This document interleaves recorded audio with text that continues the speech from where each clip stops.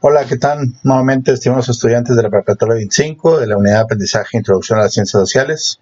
Un saludo para todos los estudiantes del primer semestre. Me ha hecho gusto saludarlos. Bueno, espero que podamos conocernos en algún momento de la vida en esta Preparatoria 25. Mi nombre es Gerardo Pantoja Zavala, docente de la institución, profesor de tiempo completo desde hace más de 15 años.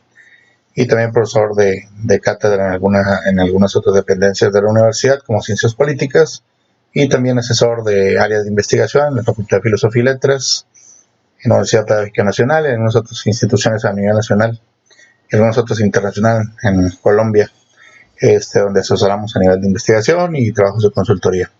El día de hoy, pues, me corresponde a mí ayudarles un poco con un repaso de la etapa 2 de Ciencias Sociales, que se llama Campo de Acción de las Ciencias Sociales, y donde, bueno, recurrentemente vamos a visualizar algunos aspectos importantes sobre a qué se refieren las ciencias sociales, desde cuándo, desde etapas de la antigüedad, pues el ser humano se ha esforzado realmente por comprender, analizar y explicar realmente el entorno en el cual vive o sobrevive, si le podemos llamar así. Y bueno, vamos a retomar lo que su texto editado por el Sistema de Estudios de Nivel Medio Superior y a través de la Universidad Autónoma de Nuevo León ha logrado darles a ustedes un documento bastante considerable, un buen contenido. Y bueno, en ese nos vamos a pegar. Las diapositivas que ustedes puedan visualizar en este momento se debe al cuerpo colegiado de Introducción a las Ciencias Sociales o a la Academia de Introducción a las Ciencias Sociales de esta preparatoria. Y en esta ocasión, pues le tocó a la maestra Elena realizar esa presentación. El contenido de ello está retomado de algunas otras diapositivas hechas por algunos otros profesores en otro momento de la historia. Y pues en esta ocasión regresamos a la maestra Elena su colaboración, y en mí corresponde la explicación del repaso de esta unidad de aprendizaje y de esta etapa número 2, campo de acción de las ciencias sociales. Y bueno, vamos a empezar con este contexto de la antigüedad o contexto histórico acerca de la antigüedad, donde bueno, se dan dos formas de conocer la realidad: por una parte el doxa y por otra parte el nous. Bueno, por una parte doxa, corrijo, y por otra parte epistemes, que me quedo con las nociones de filosofía que dábamos anteriormente. Entonces, para recapitular, doxa significa opinión, es un saber transitorio. En un primer momento es un acercamiento para explicar algo, es algo individual y pasajero, mientras que el conocimiento denominado episteme, que bueno, es conocimiento, la forma de conocer la unidad episteme es conocimiento, es una explicación un tanto definitiva, si le podemos llamar así, universal, válido en cualquier espacio-tiempo determinante. Entonces, dos formas muy importantes, ¿no? También recordar que habíamos visto también algún concepto etimológico de ciencia en la etapa 1, pero también, según el diccionario de la Real Academia de la Lengua, pues la ciencia es definida ahora sí netamente con su conjunto de conocimientos, de información obtenido por medio de la observación, por medio del razonamiento y sistemáticamente estructurado, perdón, de los que se deducen principios, leyes generales, con capacidad predictiva y con experimentación.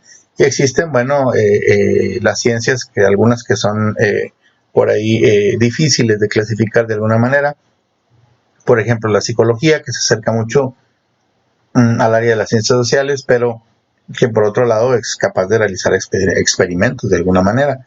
Y la economía, que se acerca mucho a las ciencias formales, que ya vimos en la etapa anterior, por su amplio tipo de modelos esquemáticos y estadísticos, pero que también es social porque se instala mucho en la parte de las principales perspectivas o visiones sociales, de alguna manera siempre vista, ¿no? Bueno, es muy importante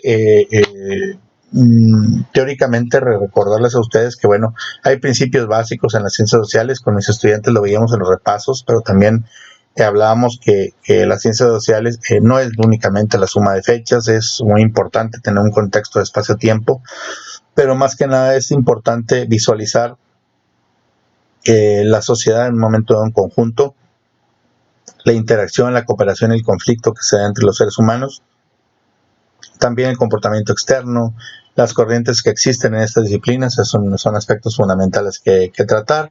Y bueno, como ustedes recordarán, la parte más importante, así como en ciencias naturales, pues la base es la experimentación en cuanto al acercamiento de la realidad.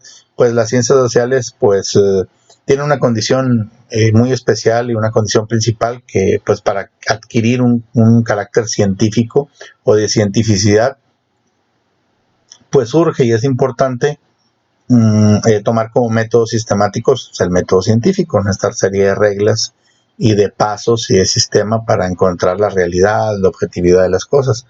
Pero las ciencias sociales pues van a sustituir la fase de experimentación definitivamente porque no lo van a poder sostener y se van a dedicar a una serie de aspectos básicos para poder acercar un poquito hacia la realidad. Si bien los métodos racionales alcanzan cierta sistematización, desde que los aplicaron aquellos filósofos, que veíamos en un esquema por ahí en la etapa 1 con los griegos Sócrates, Platón y Aristóteles, pues en los siglos XVII y entrándonos al XVIII, que habíamos repuntado por ahí las ciencias sociales, van a surgir grandes transformaciones en la historia de la ciencia y de sus métodos, ¿no? Van a aparecer también estas formas de conocimiento, por una parte el racionalismo, por otra parte el empirismo. El racionalismo es representado por René Descartes, el empirismo representado por John Locke, por David Hume y por algunos otros más reconocidos también. Donde, bueno, la parte de René Descartes o de estos personajes importantes, pues habla mucho de la razón clara, distinta, matemática, mientras que John Locke pues se fundamenta el empirismo en la experiencia, ¿no? Entonces, el sustento para la parte racionalista de René Descartes va a ser la razón y el pensamiento, mientras que para la parte empirista de John Locke y David Hume va a ser la experiencia que se trata de hacer. Entonces, las ciencias naturales, por su parte, también pues, van a avanzar considerablemente como aspectos científicos en los papeles de Isaac Newton en la física, de Lavoisier en la química, y sus métodos van a caracterizarse definitivamente por la observación, por experimentación y la postulación de hipótesis, lo que da pie realmente a lo que se conoce como método científico. Yo creo que ese apartado es muy importante para ustedes, ¿no? Recordarlo, ¿no? Y obviamente, pues van a aparecer personajes, ¿no? En el siglo XIX, como ya lo recordamos en la etapa 1, como Augusto Comte, quien va a señalar evidentemente que la sociedad puede ser estudiada con objetividad por las ciencias naturales. La obra cumbre impactó realmente en la comunidad científica.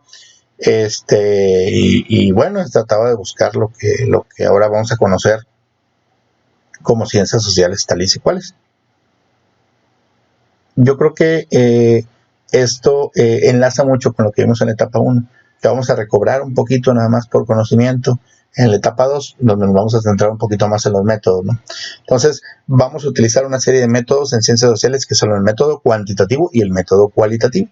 El método cuantitativo cuantifica y trata de utilizar como dato el dato numérico, el dato duro, mientras que el método cualitativo va a caracterizar, va a describir, y dentro de las técnicas más importantes, de manera muy general, para recordarlas, en el caso del método cuantitativo va a utilizar el test, la encuesta y la estadística como más importante, buscando alcanzar la objetividad de los planteamientos de la misma realidad o del entorno social, mientras el método cualitativo va a utilizar como técnicas importantes el grupo de discusión, la entrevista, que la entrevista se lleve estructurada, no estructurada y parcialmente estructurada, en el cuestionario, la observación participante, que vimos en el ejemplo de Rockefeller, por ejemplo, y la documentación, que va a ser un elemento también importante para el área de investigación.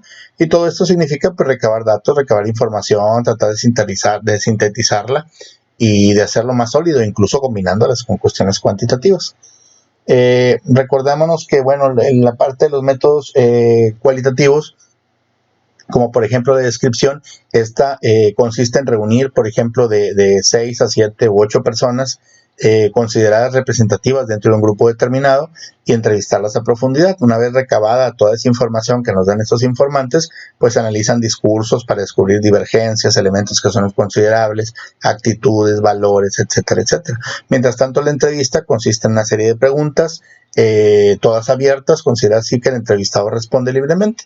La entrevista realmente se considera estructurada cuando hay un conjunto de preguntas previas. Se considera no estructurada si bien existe una planeación, pero el entrevistador improvisa de alguna manera las preguntas.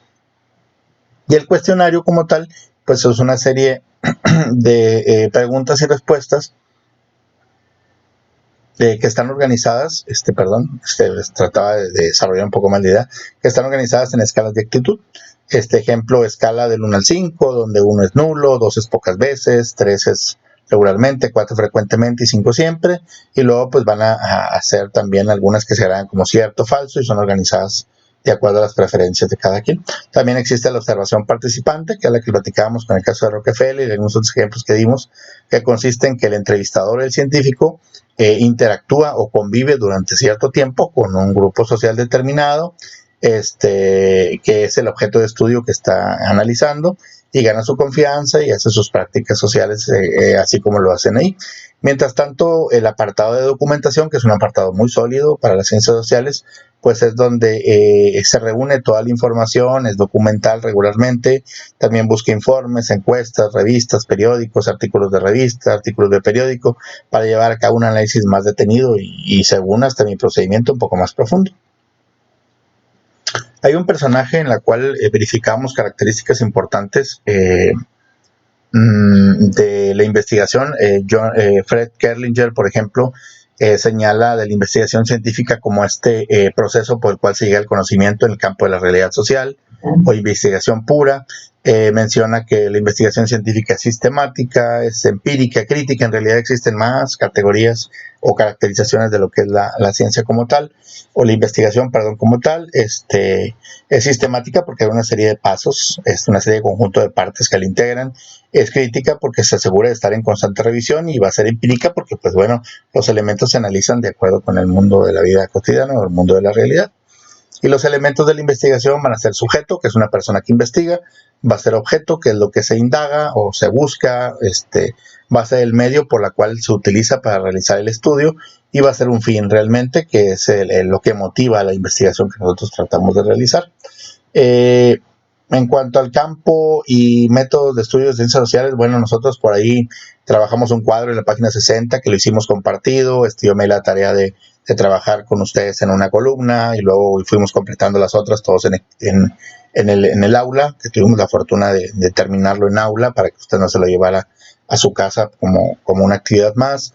Y bueno, algunas de las disciplinas a considerar son la geografía, que se divide en dos, geografía, que no se divide en dos, sino que analiza la geografía, el hecho geográfico, el fenómeno geográfico, la sociología, la política, la psicología social, el derecho, la economía, la antropología, la historia, y como tal recordando, por ejemplo, en el caso específico de la historia, que es algo muy interesante, pues es esta ciencia que estudia el pasado, ¿no?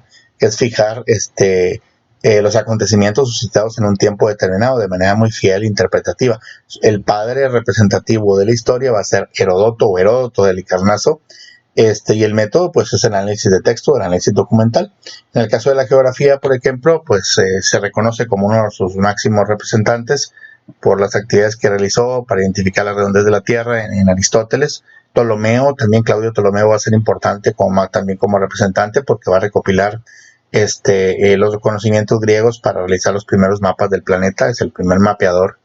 En la historia, la palabra geografía viene de dos raíces griegas que son geo, que significa tierra, y grafos, que significa descripción. Por lo tanto, bueno, hay quienes atribuye como un significado así muy práctico, pues que la geografía estudia la localización de los hechos y de los fenómenos geográficos en la superficie terrestre como tal.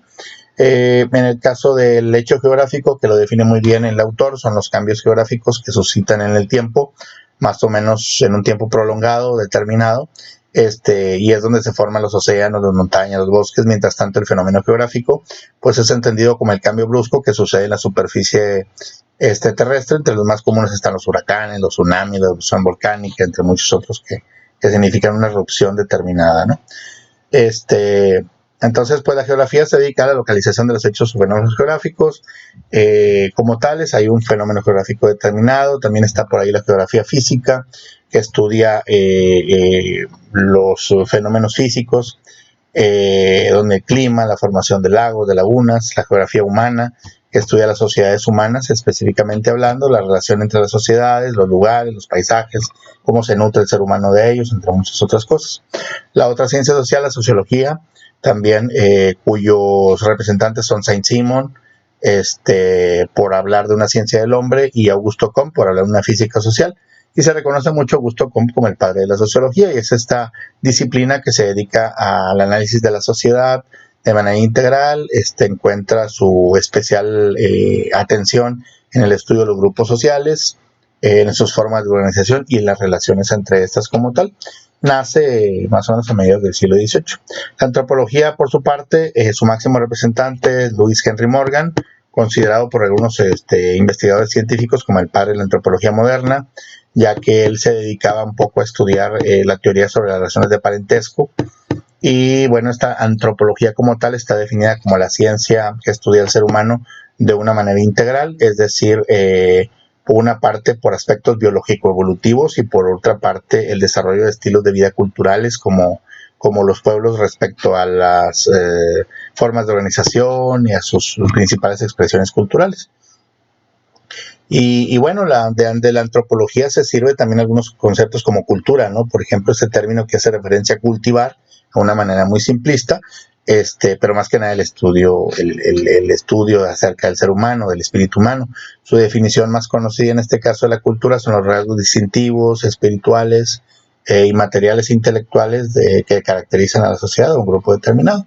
También nos encontramos con la política, por ejemplo, que se encarga de estudiar la teoría o práctica de la política como tal.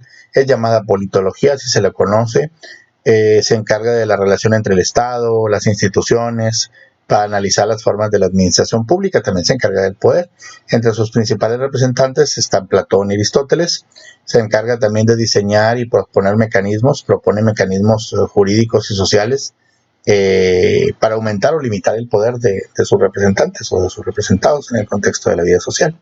El derecho, por ejemplo, se va a encargar o se le conoce como este conjunto de normas que se dictan con el propósito de regular la conducta del ser humano en una sociedad determinada. Sus orígenes pues, se remontan también a la antigua Grecia.